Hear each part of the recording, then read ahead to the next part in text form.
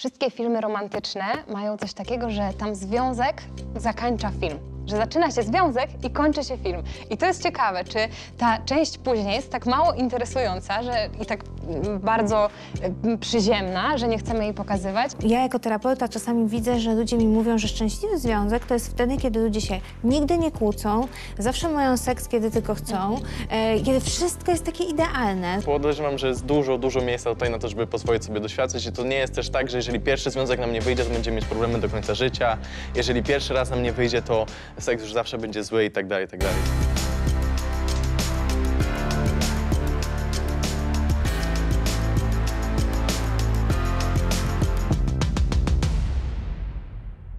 Chodzą słuchy, że żyli długo i szczęśliwie. Ale co było dalej? Cześć, tutaj Kamil. Cześć, tu Wicia. I razem jesteśmy Hello Yogi, tworzymy content do internetu, głównie lifestyle'owy. Nazywam się Kasia Kucewicz, jestem psycholożką i psychoterapeutką. Skąd my czerpiemy wiedzę, my wszyscy, na temat tego, czym jest związek, jak powinien wyglądać, skąd mamy to wszystko wiedzieć?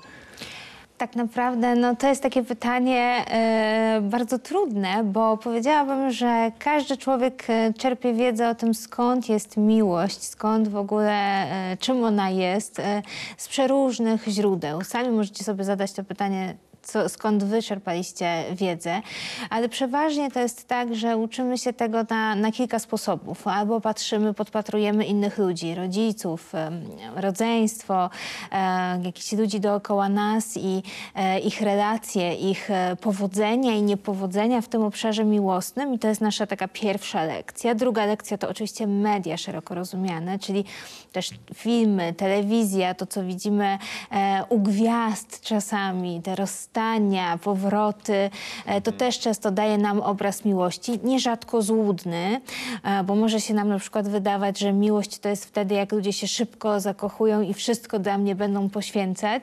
Możemy mieć takie dziwne romantyzowanie związków, które czasami jest przykrym zderzeniem z rzeczywistością, ale media też.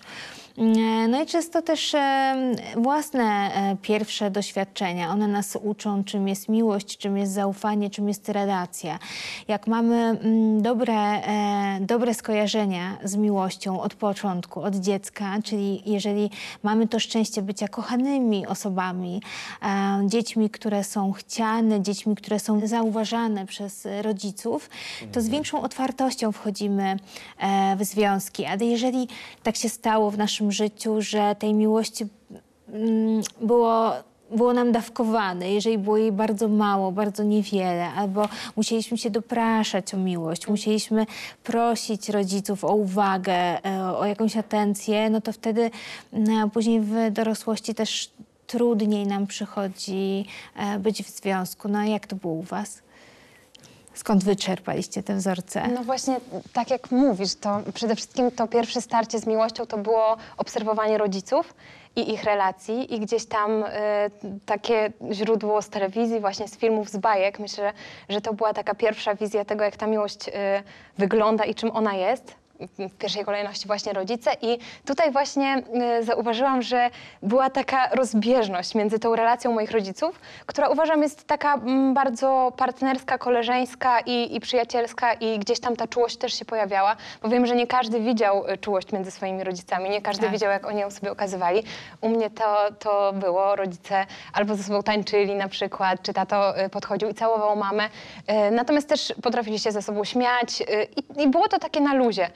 Ja pamiętam, że zastanawiałam się już później, jak byłam starsza, tak mniej więcej w wieku nastoletnim, tym takim najbardziej newralgicznym, jak to jest, że moja mama jest tak wychillowana przy tacie, że ona się tak nie pilnuje, nie stresuje, to ma włosy nieułożone, czy nie wiem, wygląda jak fleja, z całym szacunkiem, mamo, już że cię kocham, jeżeli tego słuchasz, ale no, że ma ten taki luz i teraz jakby już z perspektywy czasu i swojego związku wiem, że to jest właśnie najlepsze w tym, że można czuć się tak na luzie, natomiast ta wizja miłości z bajek była właśnie taka bardziej sztywna, taka oficjalna, bez jakiejś takiej przestrzeni też na błędy, na wygłupianie się, bardziej taka wyidealizowana, można by rzec. Więc no, ja miałam taki rozstrzał i później też jak wchodziłam w jakieś pierwsze relacje i pierwsze związki, to też ta moja duża romantyka i trochę takiej drama queen ciągnęła w tą stronę, wiesz, takich emocji filmowo-bajkowych. Natomiast no, rodzice myślę, że fajny wzór gdzieś tam we mnie zaszczepili takiej trwałej relacji. U mnie w sumie podobnie, jeżeli chodzi o rodzinę, tak jak teraz się zastanawiam z perspektywy czasu, bo gdzieś tam na etapie dorastania totalnie nieświadomie, wiadomo, się gdzieś tam chłonie te wzorce i się w ogóle o tym nie myśli, ale teraz myślę, że właśnie obserwowanie rodziców i w moim przypadku starszego rodzeństwa, bo właśnie jestem z wielodzietnej rodziny, gdzie jestem tym 5. najmłodszym dzieckiem i moje rodzeństwo jest o wiele starsze, więc miałem okazję też gdzieś ich tam obserwować. No i właśnie to, jak to wygląda u rodziców i jak to wygląda u mojego rodzeństwa, gdzie już na tym poziomie wyglądało to inaczej ze względu na różnice pokoleniowe. I teraz u mnie wygląda to jeszcze inaczej, bo to jest jeszcze młodsze pokolenie. Widać właśnie, jak bardzo to podejście do związku gdzieś tam się zmienia, ale tak jak o tym myślę, to bardziej zwracałem uwagę na te właśnie negatywne rzeczy i na jakieś takie sytuacje, o których sobie myślałem, okej, to jak ja będę w związku, to tak nie będzie. Bywa czasami tak, że, bo często tak ludzie mówią, że nie będę powielać tych samych błędów, co mama czy tata i dokładnie wchodzą w te same zachowania. Mieliście takie doświadczenie? Ja tak mam, ale właśnie łapię się na tym, że zachowuję się identycznie jak moja mama i są to zachowania, których po prostu ja nie cierpiałam i ja tak nie chcę się zachowywać, ale jak przychodzi jakieś zmęczenie, czy wiesz, gorszy dzień, to łapię się po prostu na tym, że albo odpalam się i nie powiem wprost, o co mi chodzi, tylko rzucam talerzem tutaj, nie, nic, wiesz, tak typowo kryjąc problem, ale już jakby czym starsza jestem, tym częściej zauważam te zachowania i też Kamil wiem, że obserwuję, zna mnie też już na tyle czasu spędzamy razem, że też widzisz, nie, że dobra, teraz mam mód na moją mamę, więc przymknie na to oko i pozwoli gdzieś tam mi sobie też to przepracować. Ja widzę to samo, właśnie też gdzieś tam od mojego taty głównie jakieś zachowania. No i staram się bardzo właśnie, żeby przede wszystkim te negatywne gdzieś tam chować. Szczególnie jak Wicia właśnie zwraca mi uwagę, że no zrobiłeś to jak twój tato. No. A nie denerwuje cię to? Że zwraca mi uwagę? Nie. Że mówi, jesteś jak twój tata? Czy zachowujesz się jak twój tata? Znaczy, to zależy od kontekstu, bo jeżeli to jest w kontekście, że mamy kłótnię na przykład... Tak, bo czasami jestem złośliwa w tym, to przyznaję się bez bicia po prostu, że ja to czasami to jest taka intencja, żeby trochę zranić. Tak, na zasadzie. Wiecie, zdaję sobie sprawę z tego, że po prostu to jest, no, że właśnie jakby te negatywne rzeczy, które ma mój tato, ja nie chcę ich mieć w sobie, więc w momencie, w którym ona chce mnie uderzyć, to mi powie, że no to ty to masz, nie? No, ale to na zasadzie tylko w kłótni, wiadomo, jak już dochodzi do takich emocji, że te argumenty tak naprawdę już nie mają znaczenia, tylko chodzi o to, żeby to gdzieś sobie tam bardziej się pokłócić, dopieczy, tak. Chociaż tak naprawdę z każdym kolejnym rokiem tych kłótni jest coraz mniej, więc na pewno jesteśmy na dobrych torach, ale w momencie, w którym na spokojnie mi pokazuje te rzeczy, to bardzo to cenię. Ale tak wyobrażam sobie, że fajnie, żeby wybrzmiało, że takie w kłótniach porównywanie do rodziców jest bardzo raniące i super, żeby o tym, że wy z tego wychodzicie i że mówicie, że już kończycie z takim mówieniem do siebie w ten sposób. Bardzo często to są takie obszary, gdzie wszyscy jesteśmy bardzo wrażliwi i że to są takie ciosy poniżej pasa często, nie? Zwłaszcza jeżeli ktoś właśnie chce pracować, żeby taki nie być. Chociaż tutaj też mamy całkowicie, ze względu na temperamenty, na różne temperamenty, inne podejścia do kłótni. I to myślę, że też jest, to u nas jest naprawdę duża sprawa, bo ja jestem taki właśnie, że chcę bardzo szybko załagodzić i zagrzebać temat, a Wicia jest takie, że potrzebuje sobie go przeżyć. I wielokrotnie mi o tym mówiła. Rozłożyć na czynniki pierwsze, zanurzyć się w tych emocjach i jakby przepracować i później z czystą głową podejść do tego. Wtedy mogę rozmawiać.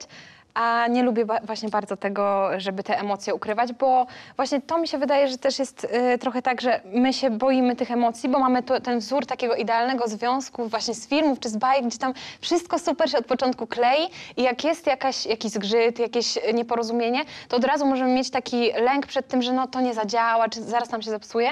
I miałam takie odczucie też z Kamilem właśnie na początku, że on woli zataić nawet swoje uczucia, czy gdzieś je w sobie skryć, żeby to nie wychodziło, nie eskalowało, bo jest to po prostu męczące, nieprzyjemne i niefajne, a ja właśnie wolę nie chcę tłumić tych uczuć sobie. Już trochę się ich natłumiłam gdzieś tam na przestrzeni życia i wiem, że właśnie gorzej wpływa na mnie i podejrzewam, że na wiele osób to, żeby właśnie tłumić sobie te różne rzeczy, które na mnie pasują, aż one w końcu gdzieś tam wybuchną o wiele mocniej, nie? U chłopaków rzeczywiście zauważa się, że jest raczej taka tendencja do tego, żeby te swoje uczucia, na przykład jak się pojawia miłość, czy pierwsza miłość, żeby w sobie tłumić, żeby je tak jakby nie dopuszczać do głosu, bo one mogą być tak wrażliwe, one mogą być tak też delikatne, że mogą nas wzruszyć, gdzieś uderzyć w ten nasz wizerunek męskości, jaki my sobie chcieliśmy wybudować.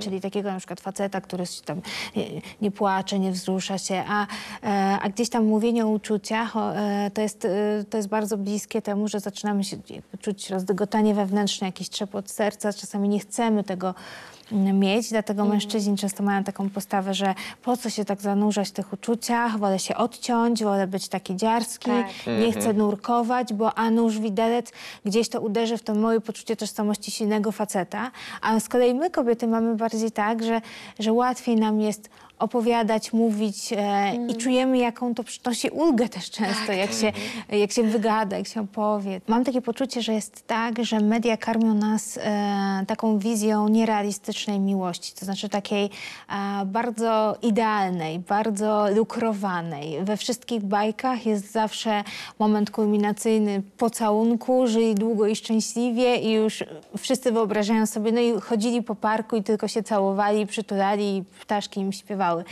Trochę jesteśmy omamieni wizją tego, że związek powinien być idealny już jako dzieci.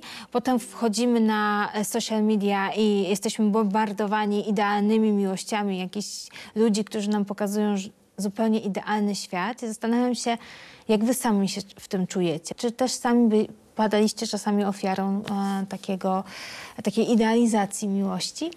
Ja ostatnio znalazłam takie fajne zdanie w internecie, nie pamiętam kto, czy to był cytat, czy to ktoś po prostu takie miał swoje przemyślenie, że wszystkie filmy romantyczne mają coś takiego, że tam związek zakańcza film. Że zaczyna się związek i kończy się film. I to jest ciekawe, czy ta część później jest tak mało interesująca i tak bardzo przyziemna, że nie chcemy jej pokazywać, czy właśnie chodzi o to, żebyśmy mieli jako odbiorcy taką wizję, że tam wszystko jest tak super i tam na pewno dalej już też tak jest, tak jak było wcześniej. Że te wszystkie jakieś gdzieś tam nieporozumienia, jeżeli to niekoniecznie jest film taki, w którym wszystko jest usłane od początku do końca różami, tylko jakieś powiedzmy perypetie, coś nie do końca wychodzi, jakieś nieporozumienia, że to wszystko się kończy, jak już ten związek się zaczyna. A prawda jest taka, że ta praca nad związkiem i to wszystko, jakby to wychodzi z czasem dopiero. Coraz więcej tych rzeczy z każdym kolejnym miesiącem bycia razem wychodzi, które gdzieś tam trzeba przepracować, które trzeba sobie dogryźć i też niekoniecznie zawsze się da. To też mi się wydaje, że mamy tą taką wizję związku na zawsze, jednego na całe życie, żyli długo i szczęśliwie i koniec, czy to małżeństwo, które mamy mieć jedno na całe życie. I też wydaje mi się, że przez to dużo ludzi na siłę tkwi w czymś, co nie ma racji bytu i nie ma po prostu przyszłości. Nawet jak już wiedzą, że no, te różnice w charakterze są duże, mimo pracy i tak dalej, i tak jakby trzymamy się tego kurczowo. Tej jednej relacji trochę właśnie z lęku przed tym, że no ale jak, w bajkach było, że tam księżniczka, książę już są ze sobą na zawsze. I wydaje mi się, że dużo małżeństw właśnie też no, przez pryzmat kultury i religii, jaka jest dominująca w naszym kraju, mocno się trzyma tej relacji, którą sobie gdzieś tam wybrali, jak byli całkowicie innymi ludźmi. I często też nie znali jeszcze wcale tego partnera. Bo wiem, że jest teraz taka tendencja do tego, że my szybko rezygnujemy ze związków. A ja właśnie od jakiegoś czasu mocno zauważam też ten trend w drugą stronę. W zasadzie nie trend, tylko coś, z czym my się od pokoleń tak naprawdę borykamy. Z tym, że jesteśmy właśnie w wieloletnich związkach, bo taką mamy gdzieś tam tą wizję właśnie z filmów, z bajek. Przechodzonych, jak to się mówi, tak? Że już ten związek dawno powinien się skończyć, ale on dalej trwa, ponieważ ludzie się tak przyzwyczaili i gdzieś do swojej wygody. Ale zastanawiam się, czy mieliście tak... Czy macie też taką myśl, że ludzie tak bardzo idealizują związki właśnie przez te bajki, reklamy czy social media, że idealizują, bo ja jako terapeuta czasami widzę, że ludzie mi mówią, że szczęśliwy związek to jest wtedy, kiedy ludzie się nigdy nie kłócą, zawsze mają seks, kiedy tylko chcą, kiedy wszystko jest takie idealne, zupełnie gdzie nie ma sprzeczek, że jak już zaczynają się pojawiać sprzeczki, albo ktoś się z kimś nie zgadza, albo ktoś nagle jakby gdzieś odstaje trochę od idealnego wizerunku, to już zaczynamy kręcić nosem i zastanawiać się, czy wrócić na tą aplikację, ściągnąć ją z powrotem, czy nie. I to jest tak trochę, mam wrażenie, że ludzie wierzą w to, że można przeżyć związek nie kłócąc się, nie irytując na partnera, nie mając czasami myśli, lepiej mi było singielką. Jak tutaj wy do tego podchodzicie? No, myślę, że na pewno jest bardzo dużo treści w internecie, które właśnie budują taki, czy pokazują, jak powinien wyglądać idealny związek, no ale czym jest przede wszystkim idealny związek? To jest jakby podstawowe pytanie. Właśnie to, co wspomniałaś, że klienci wspominają o tym, że chcieliby, żeby ten związek wyglądał tak czy tak i to wtedy jest idealny związek. Ale to jest coś, nad czym tak naprawdę trzeba się zastanowić i sobie przemyśleć. W takim związku, na którym naprawdę nam zależy i chcemy, żeby to był dobry, długoletni związek, musi być komunikacja. Bo wiadomo, w momencie, w którym na przykład jest to nastoletni związek, no to ciężko od nastolatków wymagać tego, żeby oni gdzieś tam przy pierwszych randkach na Tinderze rozmawiali o tym, no to słuchaj, nie wiem, czy chcesz mieć 3 dzieci, ale mieszkamy na farmie czy w mieście i tak dalej, nie? I ile razy w tygodniu będziemy mieć seks. No to wiadomo, że tego się na tym etapie nie uzgadnia i myślę, że to też jest właśnie taki etap w życiu, że można sobie pozwolić na eksplorację po prostu, na zwiedzanie tego nowego aspektu życia, jakim jest właśnie wchodzenie w relacje, czy pierwsze stosunki, pierwsze bliskie spotkania. Gdzieś tam pojawia się też od kilku lat trend romantyzowania życia, romantyzowania różnych elementów życia i w tym właśnie romantyzowania związku, ale trzeba to robić z taką myślą w głowie, że to jest właśnie... Że to ma nam służyć przede wszystkim. Tak, że ma nam to służyć, ale że to nie wygląda w 100% w taki sposób. A pułapka w internecie polega na tym, że w internecie wszystko jest bardziej realne, jest bliżej rzeczywistego życia, bo bajka, w której jest księżniczka i książę, to jest jakaś tam wyidealizowana rzeczywistość, która nie istnieje. A w momencie, w którym para z internetu, powiedzmy taka jak my, pokazuje, że coś wygląda w jakiś sposób, no to jest bardzo blisko realnego życia. Zresztą social media na tym polegają, że to są jakieś tam wycinki z realnego życia. I bardzo duża jest tu właśnie moim zdaniem pułapka w momencie, w którym pojawiają się takie rzeczy jak na przykład udawane związki w internecie, a niektórzy właśnie coś takiego robią. Albo generalnie pokazywanie czegoś... Tylko dobrych momentów. No. Zawsze trzeba mieć z tyłu głowy, że właśnie jest to wycinek i dobrze, że właśnie takie osoby jak ty o tym przypominają, o tym mówią. Że to może być kreacja też, tak? Że nie brać tak wszystkiego zero-jedynkowo, że nawet czasami autentyczność bywa zaaranżowana. O czym też ludzie nie myślą. Mi się wydaje, no takie autentyczna, niewymalowani, niby mają bałagan, a nie przyjdzie do głowy, że to też może być zaaranżowane. I to nie chodzi o to, żeby w ogóle nie ufać twórcom, ale żeby zawsze brać taki filtr, że to jest internet, a rzeczywistość może wyglądać jeszcze inaczej. Tak, dokładnie. I właśnie to, o czym Kamil powiedział, to są wycinki. I tak samo jak oglądamy, nie wiem, jakąś influencerkę, celebrytkę, która ma super piękne życie i porównujemy swoje życie do jej życia i wypada blado, to musimy jakby pamiętać o tym, że to są fragmenty. I ta osoba, jej praca polega na tym, że te najlepsze fragmenty wyłapuje i pokazuje w internecie. I gdyby taka zwykła, normalna osoba, która gdzieś tam ma nawet, nie wiem, powiedzmy pracę na etacie, po prostu takie normalne życie, jak większość z nas, zaczęła wyłapywać te momenty w swoim życiu, to też by było ładnie i kolorowo, też by było pięknie. I tak samo w związku. Tylko że jak my nie skupiamy się na tym, żeby ten content do internetu tworzyć, to po prostu troszeczkę też czasami przegapiamy. Bardzo dużo osób ma coś takiego, że nie robi na przykład sobie zdjęć. Gdzieś tam, nie wiem, wychodzą na randkę, czy na jakiś wyjazd razem i zrobią może jedną fotkę, wracają, czy tam jedno nagranie. A taka osoba, która tworzy ten content w internecie, którą my się później gdzieś tam inspirujemy, zrobi tych zdjęć 100. I po prostu gdybyśmy my zrobili to samo, faktycznie wyszłoby podobnie. Po prostu może to, o czym powiedziałeś, że z jednej strony jest to fajne, bo możemy się zainspirować też i zwrócić później może w swoim życiu uwagę na to, ale właśnie pułapka tkwi w tym, że myślimy, że to jest całość, że to, co my widzimy, a widzimy wycinek, to jest cały obraz, a tak nie jest. Kamil, poruszyłeś tutaj temat tych pierwszych związków i pierwszych relacji i tego, jak wpływają na nasze życie. I tak się właśnie zastanawiam, Kasiu, jaka jest szansa, żeby ta pierwsza miłość faktycznie przetrwała? W jakim wieku w ogóle ma szansę przetrwać? Bo słyszy się o takich relacjach, które gdzieś tam zaczęły się w szkole i faktycznie trwają przez całe życie. Więc jak często jest szansa na to, że to zaistnieje? Ja sama jestem w takiej relacji od liceum, więc to pewnie jest kwestia bardzo indywidualna. Dużo osób mówi, że nie da się, że pierwsza miłość nigdy nie jest tą ostatnią miłością, że to jest taki znowu zromantyzowana wizja od naszych babci, że ten dziadek to był już na 60 lat, że dzisiaj świat inaczej wygląda. Ja myślę, że wszystko to po prostu zależy. Często są takie historie, że ludzie się zakochują w sobie w przedszkolu, potem nie mają żadnego kontaktu, spotykają się po 30 latach i nagle bach, tak? I ta miłość się odżywa. Te koleje losu miłości są bardzo, bardzo różne, ale to, co tak naprawdę scala relacje i pozwala nam być latami ze sobą, to jest przede wszystkim taka ciekawość siebie, która jest stale podtrzymywana. To jest podlewanie tego związku tak, jakbyśmy dbali o ogród.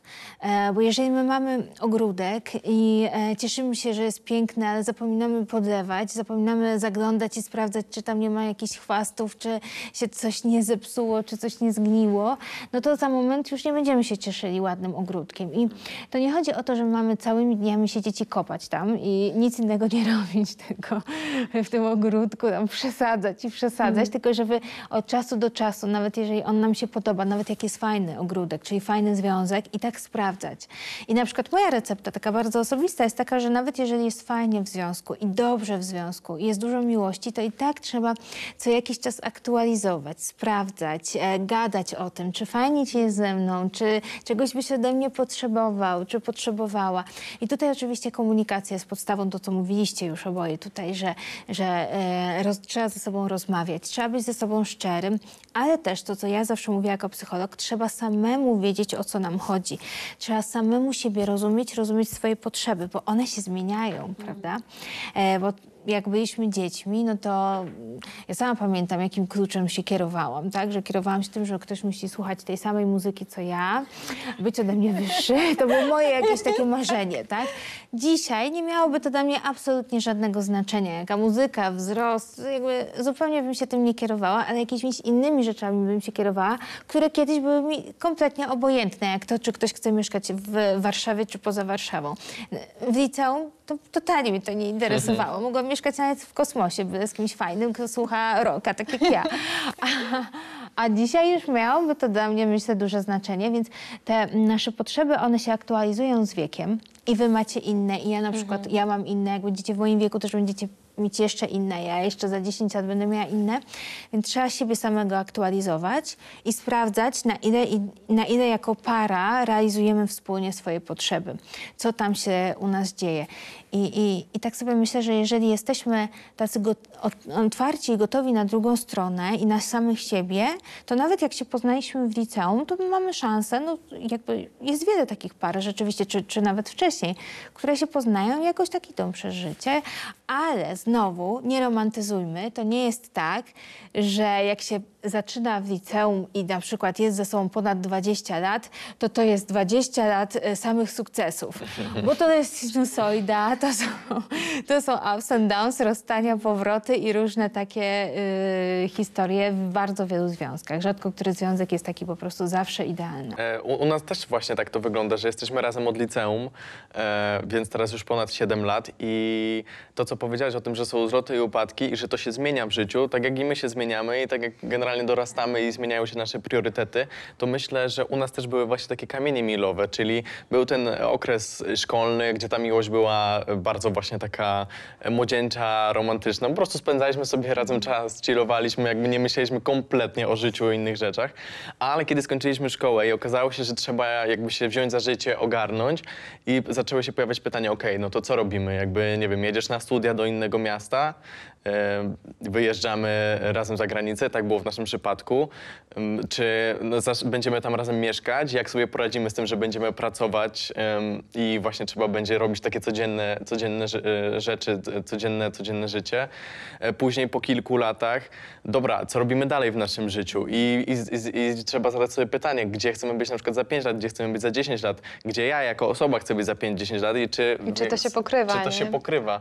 Także jakby całe cały czas właśnie trzeba aktualizować to, co powiedziałaś, to swoje ja i to pokrycie z drugą osobą, czy się zgadzamy, czy jesteśmy w stanie znaleźć złoty środek, bo może dojść do takiego momentu, gdzie jeżeli nie będziemy przez dłuższy czas ze sobą o tym rozmawiać, to nagle się okaże, że rozjechaliśmy się i już może to być nie do zaklejenia, nie? Tak jak na przykład my jesteśmy zgodni co do tego, że nie chcemy mieć dzieci,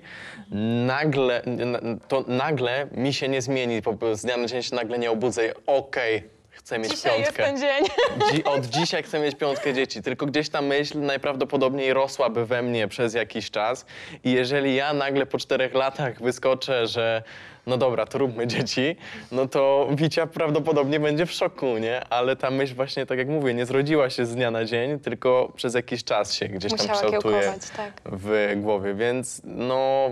To jest bardzo ważne w ogóle to, co mówicie, że te fundamentalne kwestie to są kwestie, z którymi musimy się zgadzać. Myślę, że to jest podstawa dobrego związku. To jest to, że jeżeli są jakieś kwestie dla nas fundamentalne, to dobrze jest, jak się ma takie samo zdanie. Bo to jest nieważne, że ja lubię fioletowy kolor, a ktoś lubi żółty.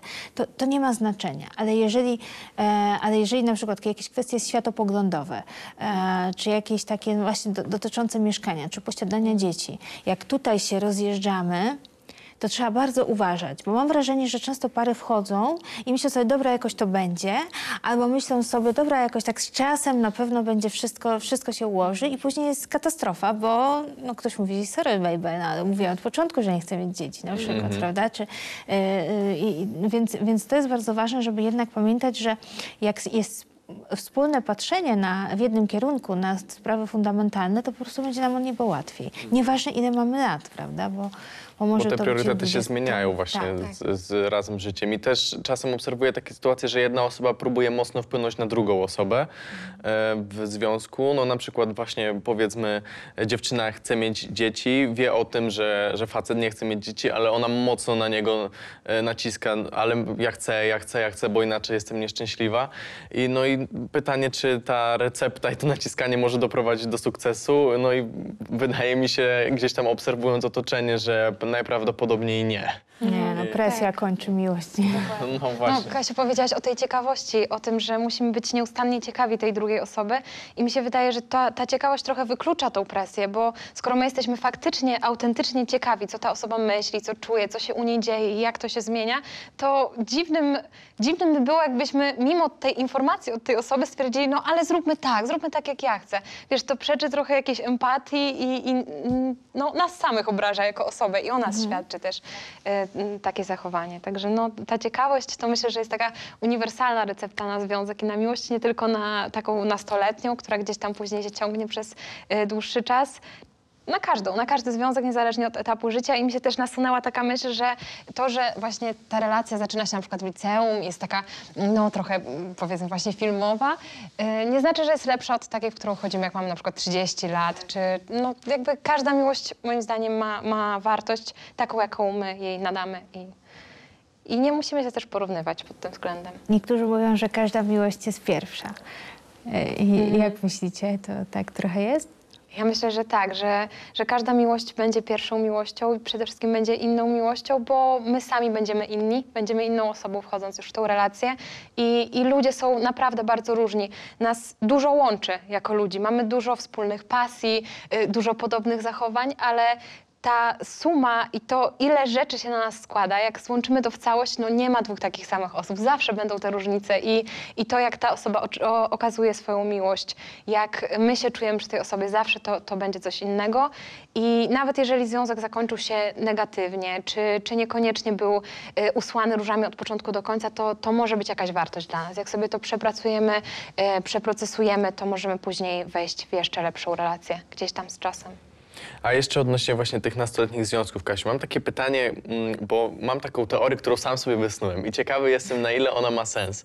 Bo często jak ludzie nas właśnie pytają, jak to właśnie zrobiliśmy, że jesteśmy z tego nastoletniego związku, dotrwaliśmy do teraz i że dogadujemy się tak dobrze, to jak się nad tym zastanawiałem i właśnie przemyślałem sobie, że były te kamienie milowe, Troszkę pomyślałem o tym w taki sposób, że nawzajem siebie wychowywaliśmy. Z tego względu, że wiadomo, że taka osoba w nastoletnim wieku to nie jest osoba w żadnym wypadku całkowicie ukształtowana. Gdzieś tam jest jakaś wypadkowa tego, co było wcześniej, ale od tego nastoletniego wieku do takiego ogarniętego, dorosłego życia jest jeszcze dużo czasu. I mam taki feeling, że z Wicią nawzajem się wychowywaliśmy. Gdzieś tam doświadczaliśmy pewnych rzeczy w życiu i wyciągaliśmy z nich te same wspólne lekcje. I to wydaje mi się, że pozwoliło nam zbudować właśnie te mocne fundamenty związków w takich właśnie tych najważniejszych kwestiach. Czy to w ogóle ma sens, czy to jest jakieś widzimisię? No, oczywiście, że ma sens. Ja myślę też, że dopowiedziałabym do tego, że w ogóle wspólne doświadczenia bardzo zbliżają nas do siebie, że wspólne kłopoty, jakieś przeżycia, towarzyszenie sobie w trudnych momentach bardzo nas do siebie zbliża. To znaczy, jeżeli nie dajemy rady, na przykład, nie wiem, komuś umrze pies i my partnerowi i ja nie jestem w stanie jakby przeżyć razem z nim tego, to często taki związek się rozpada. Ale jeżeli przeżywamy kolejne różne i dobre momenty i fajne, jak nie wiem, koncert jakiś, a potem niefajne, jak na przykład odejście zwierzaka, czy coś, mamy po prostu szereg różnych doświadczeń i idziemy przez nie razem, to bardzo umacnia związek. To bardzo spaja związek. I to nie muszą być tylko jakieś traumy i jakieś wielkie przeżycia, ale w ogóle takie nawet sytuacje dnia codziennego, jeżeli przeżywamy je wspólnie, no to one nas do siebie zbliżają. Wiadomo, że w okresie takim wchodzenia w dorosłość tych różnych zawirowań życiowych jest bardzo wiele. Jest dużo, nie wiem, kłótni z rodzicami, jest jakichś decyzji ważnych, dużo do podejmowania, jak studia, szkoła, praca, gdzieś pierwszy samochód, pierwsze mieszkanie i tak dalej, więc jest dużo przygód. I jak się człowiek tak cały czas trzyma, to przede wszystkim się ze sobą bardzo zaprzyjaźnia. I czuje, że na tej drugiej osobie może bardzo polegać. Ale jest, słuchajcie, jest taki mały problem zawsze w tym, że kiedy jesteśmy ze sobą tak bardzo blisko zaprzyjaźnieni, to może nam wygasnąć namiętność. No więc może trochę fajnie, żebyśmy właśnie porozmawiali o seksie. Tak sobie myślę, że w kontekście pierwszych miłości to też pewnie pierwszego razu. Chociaż ja bym jeszcze zapytała was też o to właśnie co tu zrobić, żeby tą namiętność cały czas w tej relacji mieć. No właśnie ja się tak śmieję i droczę z Kamilem cały czas, w sumie nawzajem się droczymy, bo Kamil jest właśnie pragmatyczny i do wielu rzeczy, w tym właśnie do seksu ma takie podejście, no przecież seks jest fajny, no to chodź po prostu idziemy i zrobimy na co mam ochotę, a ja mam takie, że nie, musisz mnie poderwać, musi być, wiesz, ten romantyzm właśnie w życiu, o którym rozmawialiśmy i też ja staram się na to trochę bardziej, myślę, naciskać, ale to też jest właśnie związane po prostu z naszymi charakterami i na początku mieliśmy trochę więcej zgrzytów na tej płaszczyźnie, bo właśnie tak jak mówię, tutaj ten pragmatyzm, a u mnie ta potrzeba jednak tych zalotów, gdzieś tam trochę większych emocji, zbudowania tej atmosfery. Natomiast z czasem gdzieś tam idziemy na takie ustępstwa. Wiesz, że raz jest tak, raz jest bardziej tak na luzie, bez jakichś tam, wiecie, szampana, kwiatków i tak dalej, a raz jest bardziej tak, ja się śmieję, że po babsku i po mojemu. Więc tutaj znowu to jest kwestia dotarcia i kwestia komunikacji. Ja zdecydowanie miałam większy problem pod kątem komunikacji gdzieś tam swoich potrzeb w tej sferze seksualnej, rozmawiania o tym i cały czas gdzieś tam się tego uczę, żeby coraz bardziej swobodnie i ekspresyjnie się poruszać w tej sferze życia, bo na początku, ale to też mi się wydaje, że jest związane z wychowaniem. Po prostu byłam bardziej taką osobą, która myślała o tym, że to jest tak z seksem w związku, że właśnie musi tam być cała otoczka zbudowana, że to, tak jak właśnie w filmach, nie? Że jest super randka, tam te emocje już narastają i wybuch, po prostu no jest cudownie, tam złoty deszcz spada na nich. A jak dochodzi właśnie to codzienne życie, mnóstwo obowiązków, też mniej czasu, no to już czasami musimy się bardziej postarać i trochę sami gdzieś tam wykreować, bo życie nam nie ułoży tych złotych róż po prostu prosto do łóżka, czy tam do innego miejsca, w którym nam się akurat zechce uprawiać miłość, tylko właśnie musimy sami czasami gdzieś tam skubać tą różę, wiesz, i rzucać sobie nawzajem. Ale jest tak trochę, słuchajcie, że jest też mit pierwszego razu, nie? Że to tak, musi, czy debiutowania. Już tak pierwszy raz to już tak się nie mówi, raczej mówi się właśnie debiut seksualny. Że ten debiut, my bardzo często mamy takie wyobrażenie, znowu z filmów, że to musi być wielka rzecz, długa, namiętna i z różyczkami dookoła. Spotykacie się z tym też ze strony swoich obserwatorów, że oni mają taki problem, że właśnie że się tego boją, że ich to przeraża, że już sama ta presja, że to musi być nie wiadomo co przytłacza? Znaczy, odkąd tworzymy podcast, to właśnie dostaję dużo wiadomości też od młodszych dziewczyn z różnych tematów, właśnie też związanych z pierwszym razem, gdzieś tam z seksualnością.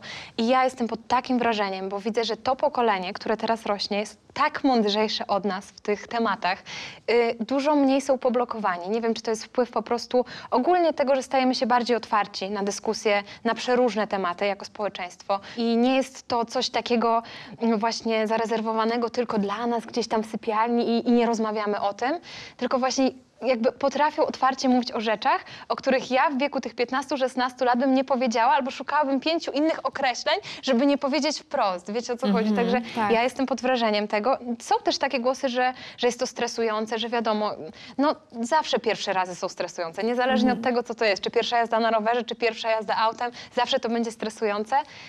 Natomiast mają zdecydowanie większą otwartość. Nie wiem, czy też się z tym spotkałaś, czy masz też młodsze osoby u siebie, czy raczej starsze? Tak, tak. Ja myślę, że to, co często pada u mnie w gabinecie, to jest takie zastanowienie się w zasadzie, kiedy to jest dobry moment, co jest kluczowe. I tak właśnie chciałam, żebyście wy powiedzieli, jak z waszej perspektywy to jest tak, że co jest najważniejsze, bo ja zacznę od tego, że jakby z mojej perspektywy najbardziej istotna jest twoja świadoma zgoda. Czyli to, że ty wiesz, co robisz, jakby chcesz tego i masz takie poczucie do końca, że to jest coś, co na ten moment, na co masz ochotę. Bo bardzo często ludzie się w połowie mają ochotę wycofać, ale im głupio, myślą, że nie wypada, że jak już się zaczęło, to trzeba koniecznie doprowadzić sytuację do końca. I myślę sobie, że może być tak, że na przykład nie tylko przecież dziewczyny, że chłopaki też mogą tak mieć, że nagle stwierdzają, nie, jednak to nie jest ten czas, ale ta presja jest taka nieznośna, więc co jest jeszcze takie ważne? Ja na naszym przykładzie mogę powiedzieć, w jaki sposób to wyglądało. Myślę, że u nas to było bardzo naturalne. Ja na przykład nie miałem kompletnie żadnej wizji i żadnych oczekiwań względem tego, bo jakby nie miałem żadnych takich wzorców. Myślę, że uczciwe by było powiedzenie, że jeżeli miałbym szukać jakichś wzorców w mojej głowie, to jedyne, jakie mógłbym mieć, to z pornografii. Ale też nie miałem nigdy jakby złej relacji z pornografią, w której, no jakby podobnie jak z bajkami. Zdawałem sobie sprawę, że to są filmy, które są tworzone... Bajki dla dorosłych. No, bajki dla dorosłych, tak, że to są przerysowane rzeczy i że to nie wygląda w taki sposób. No, nie wiem w jaki, ale jakby w jaki sposób dotarłem do tego wniosku, ale gdzieś może trafiłem na jakąś edukację z tym związaną. Niestety na pewno w szkole się o tym nie dowiedziałem. No, myślę, że to też jest ciekawy temat do rozmowy. Więc ja osobiście nie miałem żadnych oczekiwań i wyglądało to u nas w taki sposób, że to jakby napięcie naturalnie rosło.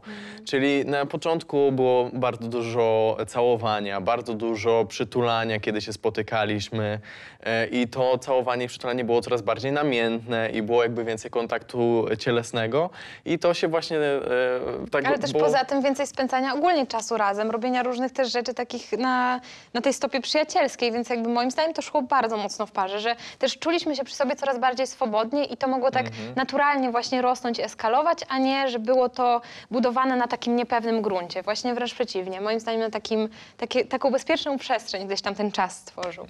I też nie było takiej właśnie twardej granicy pomiędzy okej, to teraz spędzamy sobie miło czas, a teraz jest seks. Tylko tak jak mówię, właśnie to przejście było takie bardzo łagodne i w ten sposób jakby można powiedzieć, że wyglądał nasz pierwszy raz, który oczywiście nie był sukcesem pod względem właśnie stricte seksualnym w takim znaczeniu, że było to jakieś niesamowite, tak, przyjemne jakieś... Wręcz przeciwnie, mimo tego, że gdzieś tam czuliśmy się super ze sobą i gdzieś tam już była ta rozmowa taka bardziej otwarta, to i tak był stres i były takie emocje, wiesz, niekoniecznie pozytywne, więc mi się wydaje, że to jest nieodłączne, że zawsze, dopóki czegoś nie zrobimy, nie sprawdzimy na własnej skórze, to nie będziemy tak w 100% mogli powiedzieć, że okej, to mnie na pewno nie będzie stresowało. Właśnie w trakcie wychodzą różne rzeczy też. Myślę, że to też warto podkreślić, że ten pierwszy raz rzadko kiedy jest takim Bóg wie jakim cudownym, wspaniałym przeżyciem, że to też wymaga wprawy i pewnego poznania się lepiej, poznania swoich ciał, poznania samego siebie. Znowu tak jak z wchodzeniem w relacje. relacje, że musimy trochę siebie poznać drugą stronę i wtedy dopiero się uczyć nawzajem tej bliskości. Dokładnie, więc też ważne jest to, co wspomniałaś na początku, czyli ta świadoma zgoda. Jeżeli są dwie osoby i rośnie naturalnie to napięcie, ale w pewnym momencie jedna z osób stwierdza, że to nie jest już napięcie, tylko przepięcie, to ma pełne prawo jakby zatrzymać tą sytuację, no bo po prostu nie jest gotowa na wyższy poziom tego właśnie zbliżenia, nie? I to jest całkowicie spoko. No i wtedy taki empatyczny partner czy partnerka powie okej, prawda? I to cię nie cisnę, bo ktoś, kto tak naprawdę w bardzo egoistyczny, egocentryczny sposób patrzy, będzie nalegał, będzie się obrażał, będzie miał focha, że no jak to, przecież się umawialiśmy.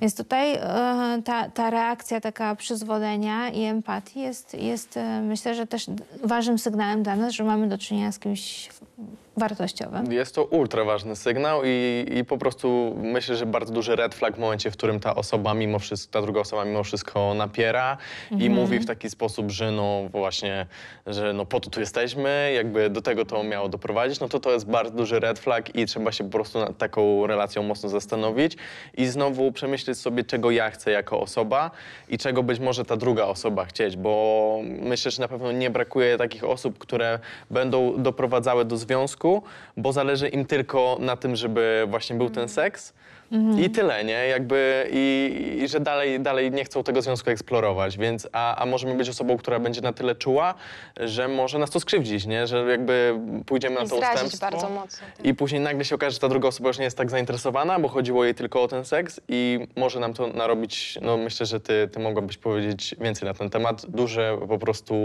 dużą krzywdę na przyszłość i jakby duży dystans i problem w kolejnych związkach. No właśnie, a propos takiej też krzywdy, to tak pomyślałam sobie, słuchajcie, że chyba jest bardzo też ważne, że jeżeli coś nie pójdzie, to żeby w bardzo delikatny sposób, czy coś nam się nie spodoba na przykład, albo coś nas tak zniechęci, to żeby też pamiętać, że w tym obszarze seksualnym ludzie są bardzo wrażliwi, żeby nie powiedzieć często przewrażliwieni, że trzeba dużej delikatności w formułowaniu różnych jakby komunikatów zwrotnych, informacji zwrotnych o jakości seksu. Nie tylko o urodzie czy o cielesności, ale w ogóle o tym, jak było, czy mi było dobrze, czy źle, czy mi to wszystko jakby grało, pasowało, żeby też wyczulić, tak sobie myślę, naszych widzów, żeby zawsze jak dają informację zwrotną po seksie, to żeby się tak pomyśleli, czy to jest to, co ja bym też chciał słyszeć ewentualnie, gdyby mnie spotkało, bo czasami jest tak, że jedna taka uwaga, że na przykład, no ja jednak wolę, jak partnerki mają większy biust na przykład, może zostać na zawsze już w kimś, prawda? I go bardzo też poblokować. Te doświadczenia seksualne pierwsze, jak one są słabe, no to one niestety mogą nas blokować mocno.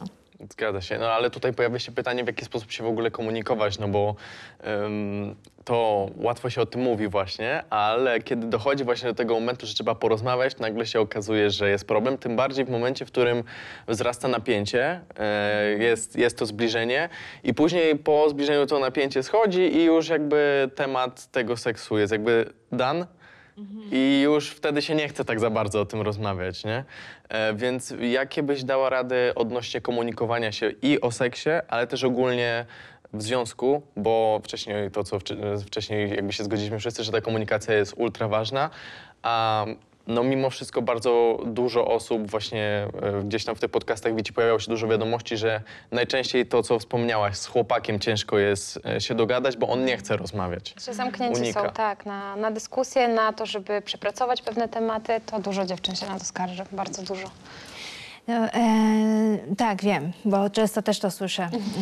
I nie ma tutaj takiej jednej recepty, która otworzy wszystkich chłopaków, ale na pewno można próbować tak jakby delikatnie, stopniowo otwierać.